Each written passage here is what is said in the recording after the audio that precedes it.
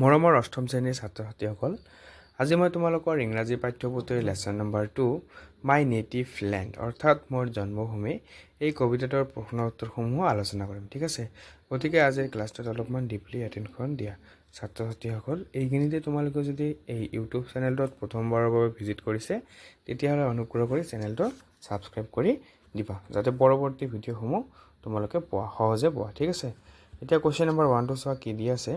Read the poem and answer the following question. অৰ্থাৎ কবিতাটো পঢ়া আৰু তলৰ প্ৰশ্নবোৰৰ উত্তৰ দিয়া। ঠিক আছে, এই নম্বৰ কুৱেশ্যনটো চোৱা কি দি আছে। What does the old man ask the poet? অৰ্থাৎ বৃদ্ধ মানুহজনে কবিক কি সুধিছিল। এনচাৰ এনেকৈ লিখিবা। The old man asked the poet what his land is like. বৃদ্ধ মানুহজনে কবিক তেওঁৰ ঠাইডোখৰ কেনেকুৱা সুধিছিল। ঠিক আছে, Why does the old man ask the question to the poet? বৃদ্ধ মানুহজনে কিয় কবিক প্ৰশ্ন সুধিছিল। এনচাৰ এনেকৈ লিখিবা। The old man asked the question to the poet because he is blind. বৃদ্ধ মানুহজনে অন্ধ কাৰণে কবিক এনেদৰে প্ৰশ্ন সুধিছিল। এতিয়া কুৱেশ্যন নম্বৰ 3 চোৱা কি দিয়া আছে। How does the poet address the old man? কবিয়ে বুঢ়া মানুহজনক কি বুলি সম্বোধন কৰিছিল। What does that form of address mean? এই সম্বন্ধটো কি বুলি জনা যায়। The poet addressed the old man as ককা। কবিয়ে বৃদ্ধ মানুহজনক ককা বুলি সম্বোধন কৰে। It means grandfather. ইয়াৰ অৰ্থ হৈছে ককা দেউতা। কুৱেশ্যন নম্বৰ 2 চোৱা কি দিয়া আছে। Why does the poet ask the old man to breathe deep? কবিয়ে বৃদ্ধ মানুহজনক কিয় উশাহ ল'বলৈ কৈছিল। এনচাৰটো এনেকৈ লিখিবা। The poet asked the old man to breathe deep to feel the environment because he is blind. কবিয়ে বৃদ্ধ মানুহজনক উশাহৰ জৰিয়তে তেওঁৰ চৌপাশখিনিক অনুভৱ কৰিব কৈছিল কিয়নো তেওঁ অন্ধ আছিল। এই নম্বৰ কুৱেশ্যনটো চোৱা কি দিয়া আছে। With what does the poet compare the cool breeze on the old man's face? কবিয়ে বুঢ়া মানুহজনৰ চৌপাশে বলি থকা শীতল বতাহজাকক কিহৰ লগত তুলনা কৰিছে। এনচাৰটো এনেকৈ লিখিবা। The poet compares the cool breeze on the old man's face with the peaceful breath of his land. কবিয়ে বুঢ়া মানুহজনৰ চৌপাশে বলি থকা শীতল বতাহজাকক তেওঁৰ মাটিৰ শান্তিময় পৰিৱেশৰ লগত তুলনা কৰিছে। এতিয়া নম্বৰটো চোৱা কি দিয়া আছে। With what does the poet compare the contented gargling of the little baby?